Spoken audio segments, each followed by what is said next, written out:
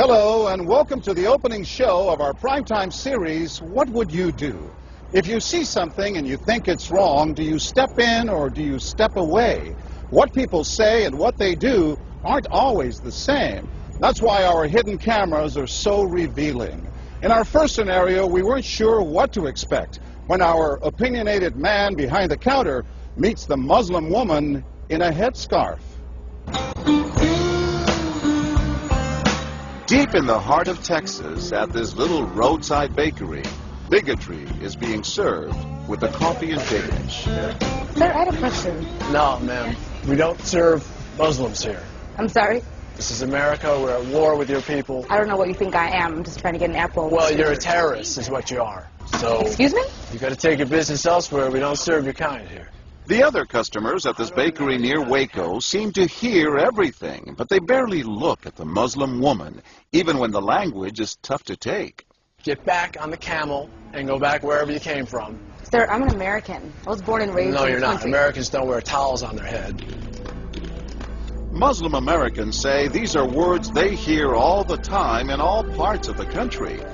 But here at the bakery, what the customers don't know is that this Muslim woman and the man behind the counter are actors. The bakery is working with us, all part of a primetime hidden camera experiment on prejudice and patriotism. Please take your business elsewhere. Am I asking too much? When no one even tries to help her, she makes a direct appeal. Sir, would you mind ordering me an apple strudel? That's why I'm here.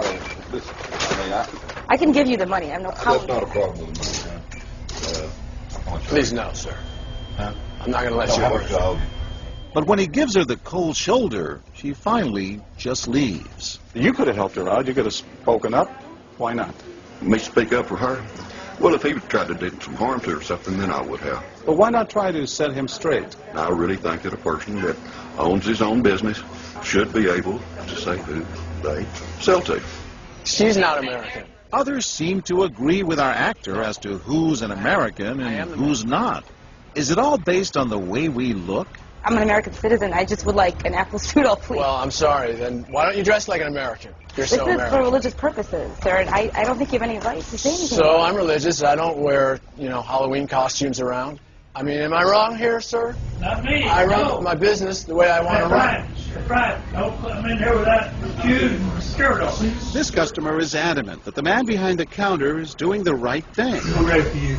But the fact is, it's against the law to deny service to someone based on their race or religion. My name is John Quinones, and I'm with ABC News. What did you think of what you heard here? I didn't hear anything racist. He told her he wouldn't serve her. Well, he can say he wouldn't serve you if you come in here barefooted without a shirt on. But she wasn't barefoot or without a shirt on. Well, she wasn't dressed right. What do you mean? If I was running the place, I'd do the same thing. You wouldn't let Muslims shop at your store? I sure wouldn't. We never expected customers to be so candid. How do I know you don't have a bomb in there? Watch what happens this time when, once again, our Muslim woman is denied service This is not right. and again leaves. We reserve the right to not serve. That's right. Certain kind. That's right. That's, I appreciate seeing that. I think that's the first time I've ever seen that. He not only commends the man behind the counter for his discriminatory behavior, but he gives him the thumbs up, not once, but twice, Good job. All right. as he leaves. Sir, could I talk to you, sir, for a second? But when I approach, Sir, we're with ABC News. there is no thumbs up for me. We staged a little experiment in there to see how people would react to that kind of attitude. You're not an American. I am an American. That man took it a bit farther, telling me I'm not an American. He was threatened. Jack DeVideo is a social psychologist at Yale University. So when we as Americans feel threatened from the outside, we're going to define ourselves in very rigid fashions. Either you're with me, and if you're not really one of me, then you must be somebody else who's against me. The young woman in our experiment is an actor, but for this woman, discrimination is all too real. Nahaya Javed helped us design our experiment. Although born in Chicago, she says she's constantly characterized by fellow Americans as the enemy. They always start off with, you're a terrorist, Osama lover, towel head, camel jockey, on and on. While attending college in Texas, she says she continually suffered verbal abuse and has even been physically attacked just because she's Muslim. They assume I'm not from here, and if I tell them I'm American, they're like, no, you're not. Just because you were born here doesn't make you American. And I'm like, so what makes you American? It's a daily battle. Mm-hmm. And I don't feel like living in America, I should have to fight this battle. Meanwhile, back at the bakery, our actor is at it again. But how do I know you're not a terrorist? Terrorists look like you. But this time the customers are sympathizing with the Muslim woman. Right, I know, but can you blame me? Yeah, I can't blame you, actually. Why? What's the problem? All right, we'll get out of here. You need to go yourself, actually, what you need to do. Okay, sir. I'm a good American, all right? We're at war with these people. My dad's a veteran. Go yourself. So is mine. And he's not the only one who walks out in anger. You need to stop segregating against people. It's wrong. Excuse me? She's an American. No, just like you're a bad American. Time and again, people speak out with their pocketbooks. You lost a couple of customers, just so you know. But look what happens when this man threatens to leave. You're not a good American, sir. I believe I am a good American.